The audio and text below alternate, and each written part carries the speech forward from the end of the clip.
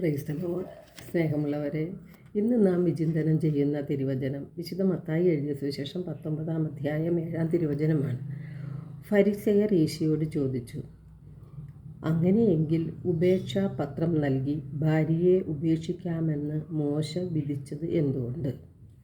ഫരിസേയർ ഈശോയെ പരീക്ഷിച്ചുകൊണ്ട് ചോദിക്കുകയാണ്, ഏതെങ്കിലും കാരണത്താൽ ഒരുവൻ ഭാര്യയെ ഉപേക്ഷിക്കുന്നത് നിയമാനുസൃതമാണോ എന്ന്.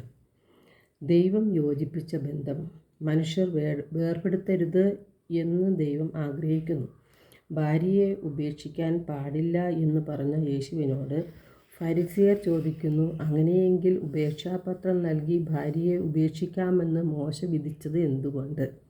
ഈശോ അതിനുള്ള മറുപടിയായി പ്രതിവചിച്ചത്, നിങ്ങളുടെ ഹൃദയ കാഠിന്യം മൂലമാണ് മോശ അങ്ങനെ നിങ്ങളോട് പറഞ്ഞത് എന്നാണ്. കുടുംബത്തെ സ്ഥാപിക്കുകയും കുടുംബജീവിതത്തെ അനുഗ്രഹിക്കുകയും ചെയ്ത ദൈവം കുടുംബത്തെ അതിലെ വിശ്വസ്തതയും സ്നേഹവും സന്തോഷവും സമാധാനവുമാണ് ആഗ്രഹിക്കുന്നത്. എന്നാൽ നമ്മുടെ പല കുടുംബങ്ങളിലും ഇന്ന് സന്തോഷവും സമാധാനവും ഐക്യവും ഇല്ല. യേശു ആദ്യം അത്ഭുതം പ്രവർത്തിച്ചതും ഒരു കുടുംബത്തിൽ തന്നെയാണ്. അപ്പോൾ കുടുംബ ജീവിതത്തെ യേശു വളരെയധികം പ്രാധാന്യം കൽപ്പിക്കുന്നുണ്ട്. എന്നാൽ മനുഷ്യൻ്റെ ഹൃദയം കഠിനമായി മാറിപ്പോയി. ദൈവഹിതം മനസ്സിലാക്കാൻ കഴിയാത്ത അവസ്ഥയിൽ എത്തിച്ചേർന്നു. കുടുംബങ്ങളിൽ സമാധാനം നഷ്ടപ്പെട്ടു, വിശ്വസ്തത ഇല്ലാതായി, ഐക്യവും സ്നേഹവും അംഗീകാരവും പ്രോത്സാഹനങ്ങളും ഒന്നും ഇല്ലാത്തൊരവസ്ഥയിൽ എത്തിച്ചേർന്നു. മനുഷ്യൻ മാറിപ്പോയി.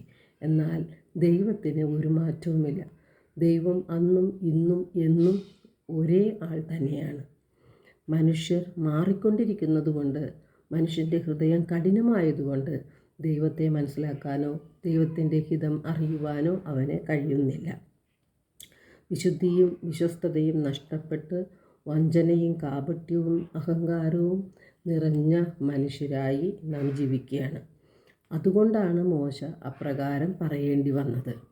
വിശുദ്ധ മത്തായിയുടെ സുവിശേഷം 19-ാം അധ്യായം 9-ാം തിരുവചനത്തിൽ യേശു പറയുന്നുണ്ട്, എന്നാൽ ഞാൻ നിങ്ങളോട് പറയുന്നു, പരസംഗം മൂലമല്ലാതെ മറ്റേതെങ്കിലും കാരണത്താൽ ഭാര്യയെ ഉപേക്ഷിച്ച് മറ്റൊരുവളെ വിവാഹം ചെയ്യുന്നവൻ വ്യഭിചാരം ചെയ്യുന്നു എന്ന്.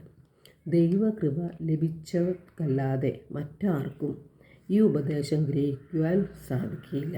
കാരണം മനുഷ്യഹൃദയം മറ്റെന്തിനേക്കാളും കാപട്യമുള്ളതും ദുഷിച്ചതുമാണ്. ദൈവസന്നിധിയിൽ നാം വിശുദ്ധിയോടും വിശ്വസ്തയോടും കൂടി ജീവിക്കുമ്പോഴാണ് ദൈവത്തിൻ്റെ കൃപ, ദൈവത്തിൻ്റെ അനുഗ്രഹങ്ങൾ നമുക്ക് അനുഭവിക്കാനായിട്ട് കഴിയുന്നത്. നമ്മുടെ ശിലാഹൃദയം മാറ്റി നിർമ്മലമായ ഒരു ഹൃദയം തരണമേ എന്നാണ് നാം നിത്യവും പ്രാർത്ഥിക്കേണ്ടത്. എല്ലാവർക്കും സന്തോഷത്തിൻ്റെയും സമാധാനത്തിൻ്റെയും ദൈവാനുഗ്രഹം നിറഞ്ഞ ഒരു നല്ല ദിവസം ആശംസിക്കുന്നു. ദൈവം നമ്മെ ഓരോരുത്തരെയും സമൃദ്ധമായി അനുഗ്രഹിക്കട്ടെ.